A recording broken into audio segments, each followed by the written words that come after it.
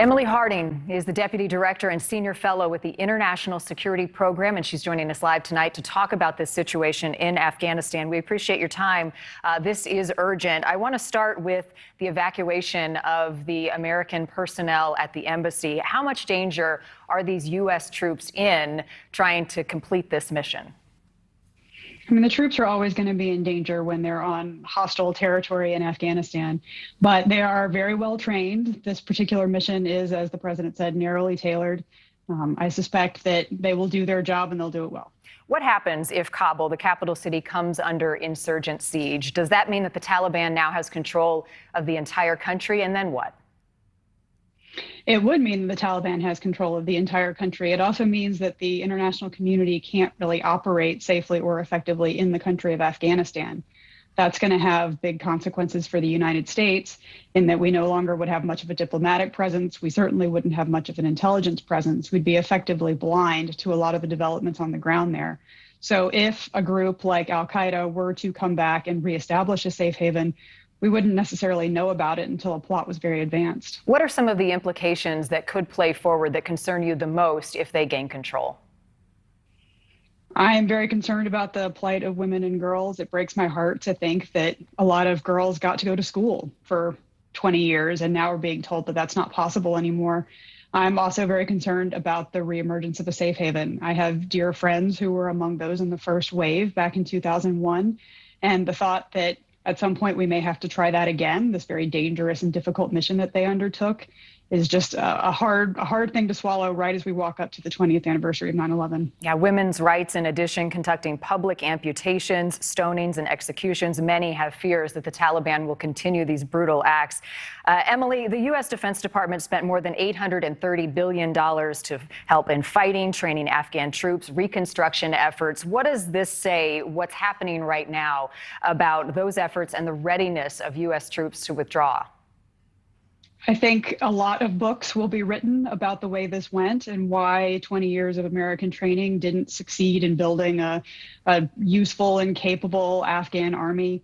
I've been talking a lot to my friends who fought alongside the Afghan army, and they are just distraught about what's happening right now. They have the utmost respect for those they fought alongside, and they are wishing them the best, but also, hoping that their friends and their former colleagues make it out alive. I don't think that it's time yet to say that this is a definitive thing that went wrong. I think that a lot of what went wrong was that we had 21-year strategies instead of one 20-year strategy. One thing that I love about my country is that we're wonderfully optimistic, but at the same time, it means that we can also think short term sometimes. And maybe this should have been a 20-year strategy from word one. And it's also a fluid situation. I mean, we're looking at it over the last 4 months, how much control the Taliban has gained over the country of Afghanistan.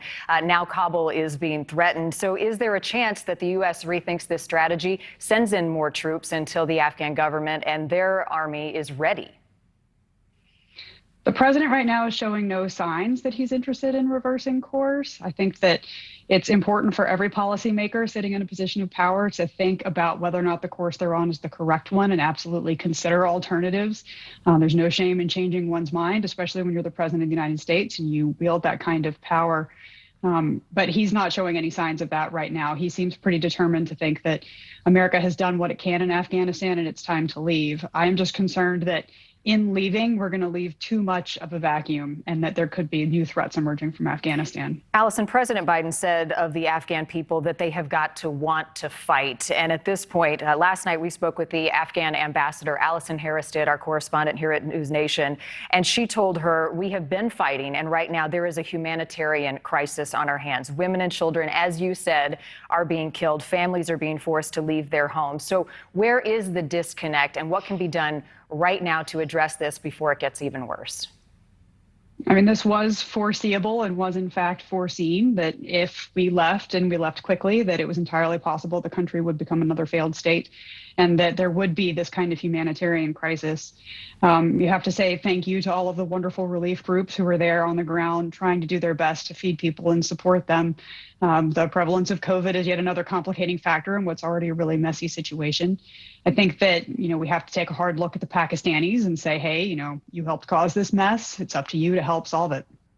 And worth noting again that 3,000 American troops heading back into Afghanistan to help evacuate American civilians at the embassy there. Emily Harding, we appreciate your time tonight.